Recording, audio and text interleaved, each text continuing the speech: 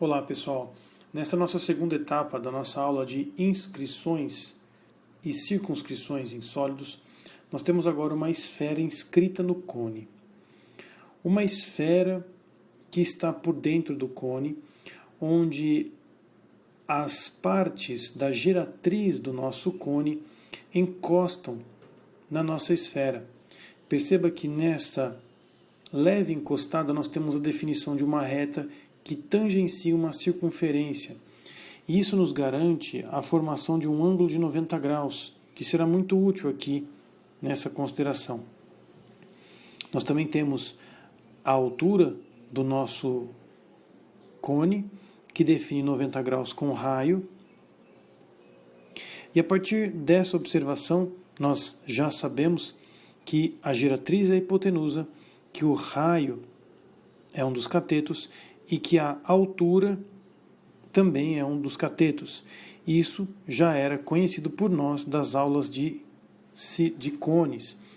Porém, existe uma semelhança de triângulo que só pode ser observada com este plano que contém esta segmentação. Nós temos um plano que aqui apresenta uma circunferência e estes triângulos retângulos aqui, que estão desenhados logo abaixo.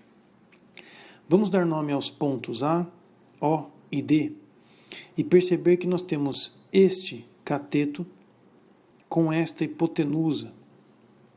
Esta hipotenusa, por sua vez, ela apresenta um segmento que seria Hzão menos raiozinho.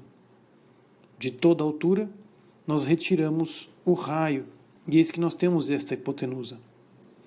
Da mesma forma que anteriormente nós visualizávamos este raio e esta hipotenusa. Portanto, por semelhança de triângulos, e aqui eu vou tomar como base este ângulo ele enxerga raiozinho e a hipotenusa é H menos R. Perceba a proporção, raiozinho, H menos R. Agora, olhemos para esse mesmo ângulo, porém com a visualização deste outro triângulo retângulo, em que o ângulo oposto, o lado oposto ao ângulo, é justamente o raio, e que a hipotenusa será a geratriz, raio e geratriz. Portanto, a própria função seno poderia nos auxiliar aqui, pois nós podemos criar a seguinte proporção: cateto oposto pela hipotenusa, cateto oposto, hipotenusa, assim como o cateto oposto pela hipotenusa do maior. Com isso, nós temos uma proporção muito útil para determinar algumas resoluções. Vamos prosseguir. Oitava figura. Nós temos o cone inscrito na esfera.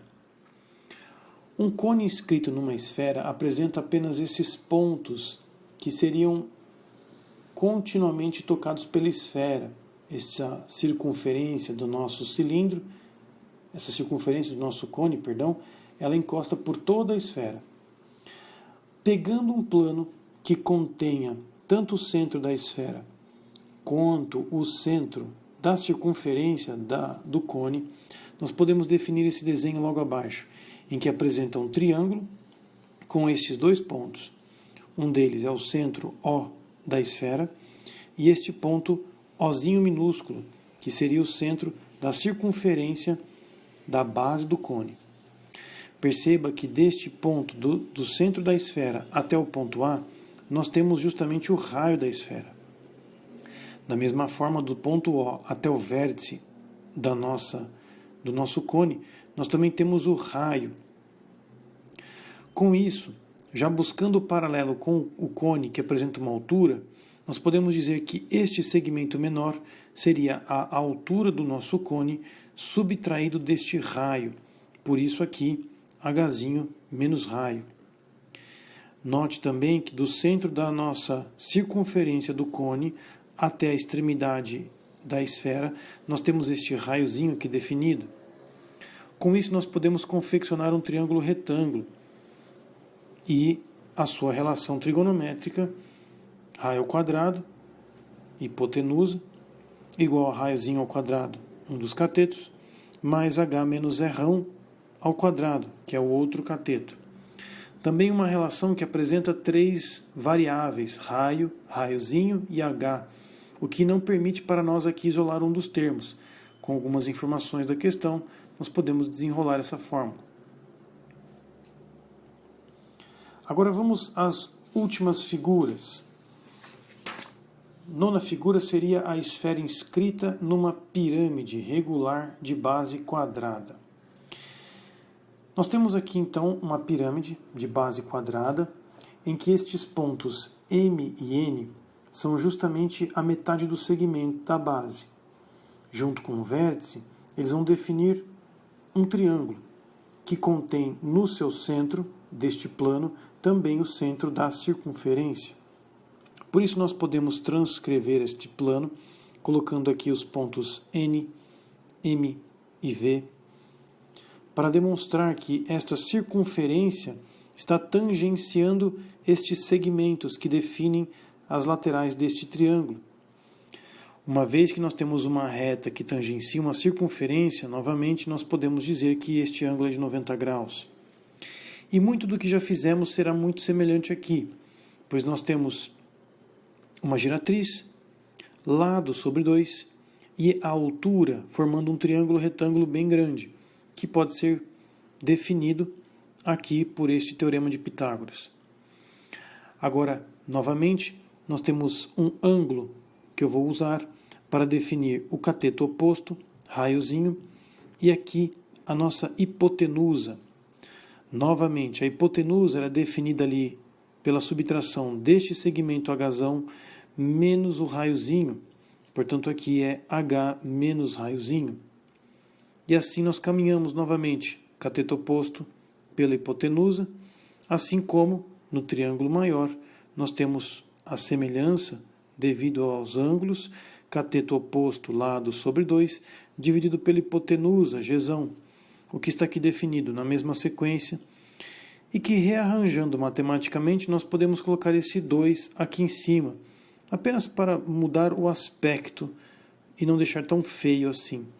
Mas aqui eu prefiro, pois temos como origem a semelhança de triângulos, o que é um paralelo com outra demonstração que fizemos. Por fim, e uma das partes mais importantes da aula, onde nós temos 5 exercícios sobre o assunto, sólidos de resolução. Sólidos de resolução. A rotação de 360 graus de uma superfície plana S em torno de uma reta R, coplanar com S, gera um sólido chamado sólido de resolução. E aqui eu separei 2 exemplos, colocando um retângulo, definindo as suas arestas, aqui como Bzinho e aqui como Azinho, nós podemos fazer uma rotação de 360 graus, o que vai definir outro ponto aqui, vamos chamar esse aqui de A e aqui de B. Este seria A' e aqui B'. A partir dessas distâncias exatamente iguais, nós podemos criar o sólido de resolução.